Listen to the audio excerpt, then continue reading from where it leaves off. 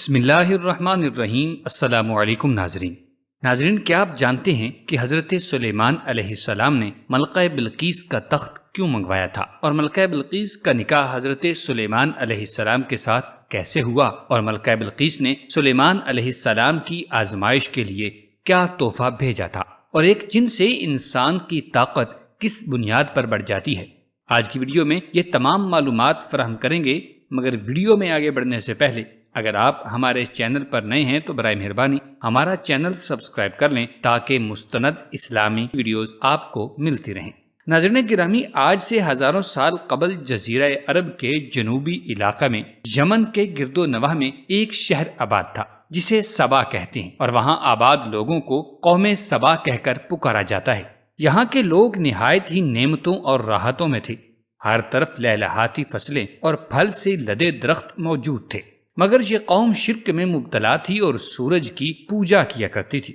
جب وہاں کے بادشاہ شراجیل بن مالک کی موت ہوئی تو اس کی بیٹی بلقیس نے حکومت کی باغ دوڑ سنبھال لی تھی۔ محترم ناظرین، بعض مورخین نے لکھا ہے کہ بلقیس کے والدین میں سے ایک جنات میں سے تھے، مگر اس نظریے کی کوئی واضح دلیل نہیں ملتی۔ ملکہ بلقیس ایک قابل عورت تھی جس نے یمن پر 9 سال نہایت ہی خوبصورتی کے ساتھ حکومت کی تھی۔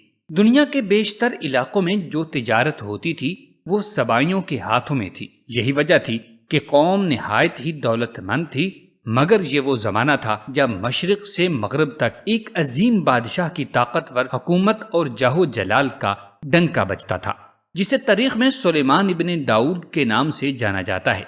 جی ناظرین، حضرت سلیمان علیہ السلام کی حکومت دنیا کے بیشتر ممالک میں تھی، جس کا دارالخلافہ یروشلم شہر تھا۔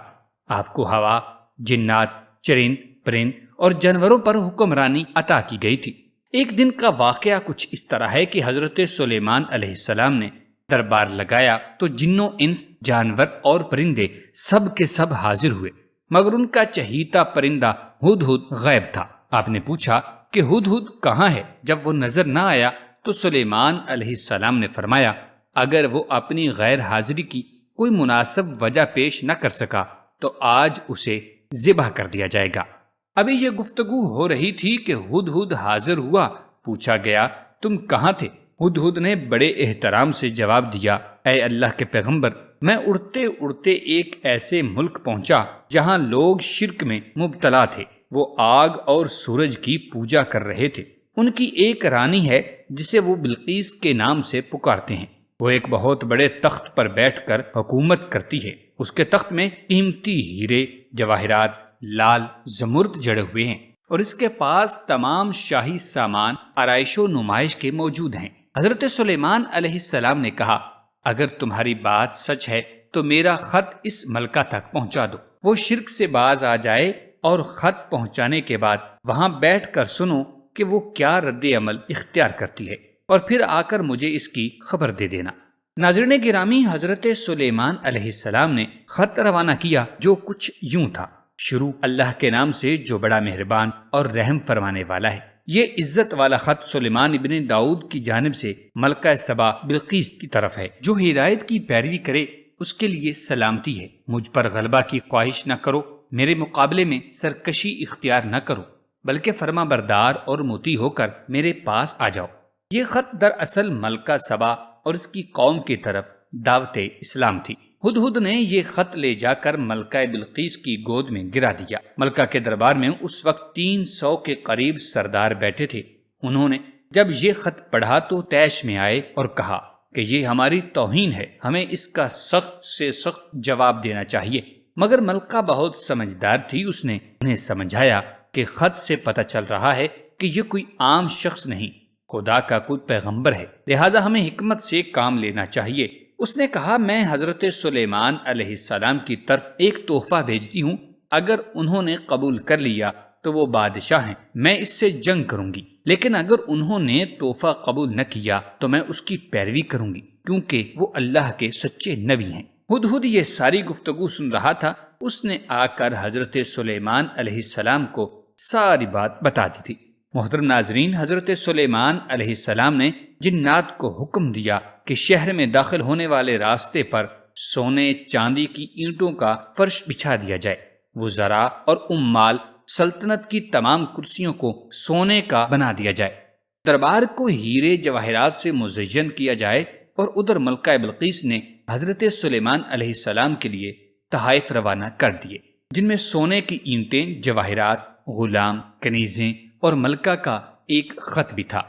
جب یہ تمام تحائف لے کر قاصد حضرت سلیمان علیہ السلام کے دربار میں پہنچے، انہوں نے یہ سب دیکھا تو شرمندہ ہوئے۔ حضرت سلیمان علیہ السلام نے ملکہ کے قاصدوں سے کہا، کیا تم لوگ مال سے میری مدد کرنا چاہتے ہو؟ مگر دیکھ لو، جو کچھ اللہ نے مجھے دے رکھا ہے وہ اس سے بھی زیادہ ہے جو تمہیں دیا ہے، لہذا تمہارا تحفہ تمہیں مبارک ہو۔ اب تم اپنے تحائف کے ساتھ واپس جاؤ اور اپنی ملکہ سے کہنا کہ ہمارا انتظار کریں۔ محترم دوستو، حضرت سلیمان علیہ السلام نے ایک فرمان بھی ساتھ روانہ فرمایا کہ ہم ایک زبردست لشکر لے کر آئیں گے۔ جب یہ خبر ملکہ بلقیس کو پہنچی تو وہ سمجھ گئی کہ واقعتاً یہ اللہ کے نبی ہیں، لہذا اس نے جنگ کی بجائے حضرت سلیمان علیہ السلام کے دربار میں حاضر ہو کر اپنی اطاعت کا یقین دلانے کا فیصلہ کر لیا۔ جب حضرت سلیمان علیہ السلام تک یہ پیغام پہنچا تو اللہ تعالیٰ نے قرآن مجید میں واضح الفاظ کے ساتھ فرمایا کہ حضرت سلیمان علیہ السلام نے اپنے درباریوں سے کہا، تم میں سے کون ہے جو ان کے مطیع ہو کر آنے سے پہلے ملکہ بلقیس کا تخت میرے پاس اٹھا لائے گا؟ ایک دیو ہیکل جن نے کہا، آپ کے دربار کو برخاست کرنے سے پہلے میں اسے لا سکتا ہوں، اور میں اس کام کی پوری قوت رکھتا ہوں اور امانت دار بھی ہوں۔ پھر ایک اور شخص جس کے پاس کتاب کا علم تھا، اس نے کہا، میں یہ تخت آپ کو آپ کے پلک جھپکنے سے قبل ہلا دوں گا۔ پھر حضرت سلیمان علیہ السلام نے اس تخت کو اپنے پاس رکھا ہوا دیکھا اور پکارا، یہ میرے پروردگار کا فضل ہے تاکہ وہ مجھے آزمائے کہ میں شکر کرتا ہوں یا نہ شکری، اور جو شکر کرتا ہے تو اس کا شکر اس کے اپنے ہی لیے فائدہ مند ہے، اور اگر کوئی نہ شکری کرے تو میرا پروردگار بے نیاز ہے اور اپنی ذات میں بزرگ و برتر ہے۔ ناظرین گرامی، مفسرین کے مطابق وہ شخص حضرت سلیمان علیہ السلام کا کوئی دوست تھا جس کا نام آصف بن برخیہ بتایا جاتا ہے۔ بعض مورخین نے لکھا ہے کہ وہ آپ کا خالہ زاد بھائی تھا، اور یہ بھی لکھا ہے کہ اس تخت کی لمبائی 80 ہاتھ، چوڑائی 40 ہاتھ اور اونچائی یعنی موٹائی 30 ہاتھ تھی۔ اس میں موتی، سرخ یاقوت اور زمرد جڑے ہوئے تھے۔ حضرت سلیمان علیہ السلام نے اس تخت میں کچھ رد و بدل کر دیا اور اسے پہلے سے بھی بہتر بنا دیا۔ جب ملکہ بلقیس حضرت سلیمان علیہ السلام کے دربار میں حاضر ہوئی تو آپ نے پوچھا، کیا تمہارا پلنگ بھی اسی طرح کا ہے؟ اس نے کہا، یہ تو گویا ہو بہو وہی ہے، اور ہمیں تو پہلے ہی معلوم ہو گیا تھا اور ہم فرما بردار ہو چکے ہیں۔ ناظرین گرامی، بلقیس کی آنے سے پہلے حضرت سلیمان علیہ السلام نے ایسی عمارت بنانے کا حکم دیا جس کا فرش شیشے کا ہو، نیچے پانی جاری ہو، پانی میں مچھلیاں اور دوسرے آبی جانور ہوں۔ بلقیس کو اس محل میں لایا گیا۔ جب اس نے فرش کو دیکھا تو سمجھی کہ یہ پانی کا ایک حوض ہے، لہذا اپنی پنڈلیوں سے کپڑا اٹھا لیا۔ سلیمان علیہ السلام نے کہا، یہ تو شیشے کا فرش ہے۔ تب وہ شرمندہ ہوئی اور بول اٹھی، اے میرے پروردگار، میں سورج کی پوجا کر کے اپنے آپ پر ظلم کرتی رہی ہوں، اور اب میں نے سلیمان کے ساتھ اللہ رب العالمین کی اطاعت قبول کر لی ہے۔ لہذا بلقیس پر یہ ظاہر ہو گیا کہ جس طرح وہ شیشے کے صحن کو پانی کا لہریں مارنے والا حوض سمجھ بیٹھی، اسی طرح اس نے اور اس کی قوم نے سورج کی چمک اور دمک دیکھ کر اسے معبود سمجھ لیا تھا۔ اسے اپنی اس غلطی پر نہایت ہی شرمندگی ہوئی۔ بعض مورخین نے لکھا ہے کہ اس واقعہ کے بعد ملکہ سبا یعنی ملکہ بلقیس مسلمان ہو گئی تھی اور حضرت سلیمان علیہ السلام کے نکاح میں آ گئی تھی، جبکہ بعض نے لکھا ہے کہ آپ نے بلقیس کو یمن واپس بھیجا اور اس کے لیے وہاں 3 بڑے محلات تعمیر کروائے تھے۔